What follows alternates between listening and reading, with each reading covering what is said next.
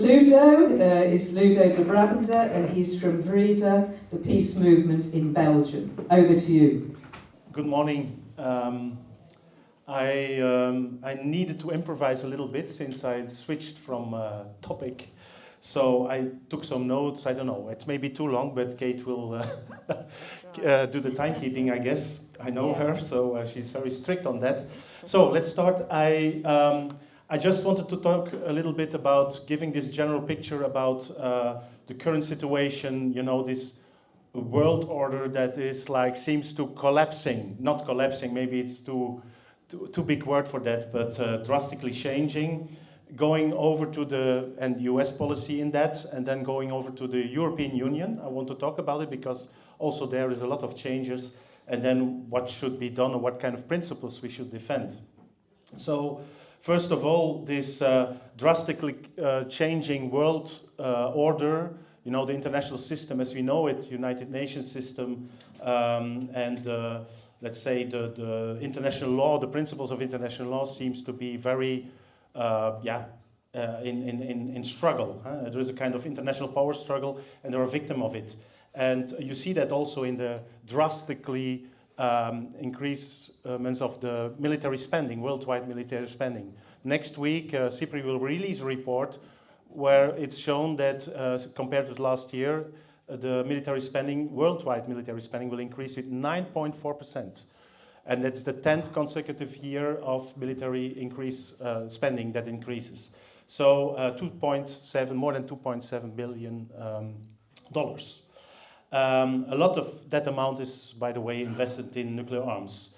So, and then you have Trump, of course, that is ditching existing certainties with an authoritarian domestic and foreign policy. Let's say the classical imperialistic policies. But maybe this has changed, the style of Trump has changed, but I think it's, there's a kind of red line in that kind of policy. If you look back to the end of the Cold War, you had the priorities of the strategic priorities of the United States, and it has been leaked at time by, and it's known now as the Wolfowitz Doctrine, which says that in '92, that the major objective of what became known as this Wolfowitz Doctrine was to prevent the emergence of a new rival either on the territory of the former Soviet Union or elsewhere. And let's say that document outlined a really imperialistic policy of unilateralism and preemptive military actions with the fundamental goal of keeping the US in the role of superpower in a new world order. And I think inside NATO, this policy has been instrumentalized by the US and let's say that all those EU NATO countries or European NATO countries need to be part of that strategic priority. That's why we say often that the EU NATO countries are or the European NATO countries, sorry, are kind of vassals of this kind of policy. They neglected their own strategic interests and security policies. And that's what we saw, you know, in the years coming, the extension of NATO, so 16 members to 32 members in the years after the Cold War, the idea of having Ukraine as a member of NATO, knowing that in the Crimea, for example, is a military base of the Russians, you know, that's like really saying, Russia, you should get away, you know, it's, of course, that was known that this could create tensions, and as France and Germany that time defended, they were opposed to that, and they said, yeah, this will unbalance the situation, the security situation in Europe. So this kind of policy was shaped along these geostrategic lines of the United States. And you know the well-known saying of Hastings Ismay in the 50s, who summarized NATO's raison d'etre, reasons of existence. That's to keep the Soviet Union out, the Americans in, and the Germans down. And even after the Cold War, that never has changed. And we have seen that in, for example, the economic policy after the war in Ukraine broke out, where let's say the energy ties with Russia were partly broken, and instead the Americans came in, you know. And so Europe talking about strategic autonomy all the time now, make itself independent, more dependent in energy supply from the United States. So this is only one example. Even the militarization, you know, to have that kind of strategic autonomy. It's another CIPRI report. 64% of the weapons supplied to the European Union, in that sense, are from 64% are from the United States. And that's an increasement.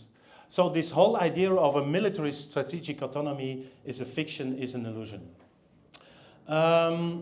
So going back to this strategic autonomy, there are quite a lot of problems. The first I already said, that is a fiction. Secondly, the European answer to, you know, true militarism, to become strategic autonomous, is also an illusion, because it doesn't give real power.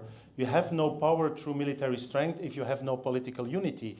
And you see that strategic priorities are different in Eastern Europe compared to those in Southern Europe, where people, for example, are more concerned about the impact of migration instead of the possible Russian aggression, what is the case in the thinking of people in the Baltic states probably and Poland. Third, this kind of EU foreign policy, even if you're strategic autonomous, it's mostly connected to, let's say, it's a military arm connected to an economic bloc.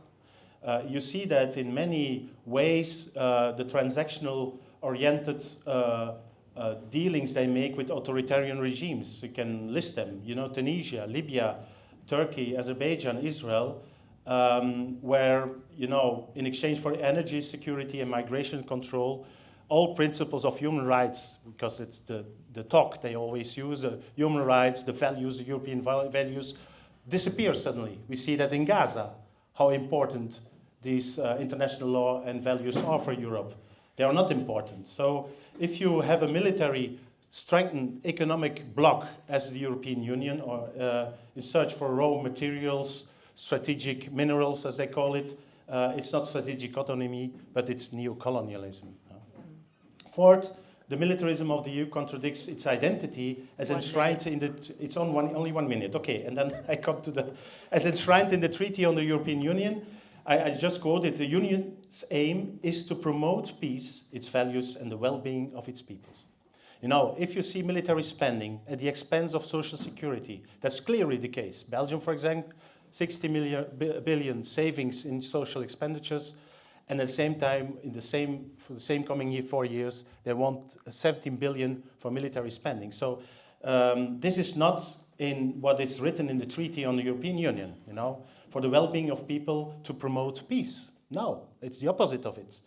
So Europe is part of that capitalist system that is not concerned about, you know, that's mainly concerned in this competition for market domination, control of resources, capital accumulations, and so forth and so forth. It's not about security. It's a kind of way of trying, and then say they will succeed, but of trying, I'm sorry.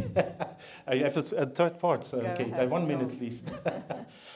Of trying to be part of that game of geostrategic rivalry, you know? As NATO says, China, Russia are strategic rivals. You have the US, and now with the strategic crisis, the transatlantic crisis with Trump, they want to be kind of own bloc, strong bloc, military, and they translate it on exclusively militarily. So to close, I think peace and capitalism, I had other things to say, but I have no time now, are two concepts, I think, that are difficult to combine. Militarism and capitalism go against fundamental values of equality, solidarity, and humanity. And we need to revive many ideas that are not new, you know, old. And I give you just one example that has totally disappeared from our agenda, but to revive ideas of a new international economic order, for example, to counter neoliberalism, imperialism, and neocolonialism. There was even a declaration on that new international economic order in '74, voted by the UN General Assembly. However, it was immediately and strongly rejected by the US for obvious reasons, because it doesn't fit in this kind of priorities the US has as imperialistic state. So it's also up to us, social movements and left forces, to keep fighting for the principle that there is no peace without social justice, and that peace is impossible if people have no access to essential needs in a healthy environment. It's a struggle, and that's, I think, the most important thing as a social movement, to face these challenges, a struggle that social organizations, trade unions, environmental groups, human rights, peace activists must fight together, even if the balance of power seems very unequal. But resistance pays off, history proves it. Workers' rights, for example, came by struggle. So to finish, militarization and a new arms race come at the expense of necessary environmental and social investments. I think we all agree on that. Tensions between militarized blocs prevent swift actions to save our planet, for climate change, to address unsustainable inequality and poverty, and avert the nuclear weapons threat.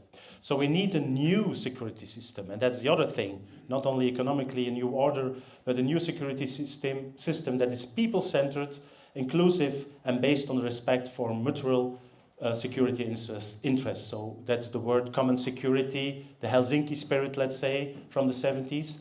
We have to emphasize, and that's the Helsinki spirit, that real security is based on the principle of I'm only safe if my neighbor feels safe. Very easy. And that's our message that we have to distribute to our governments. Thank you very much. Sorry for the time.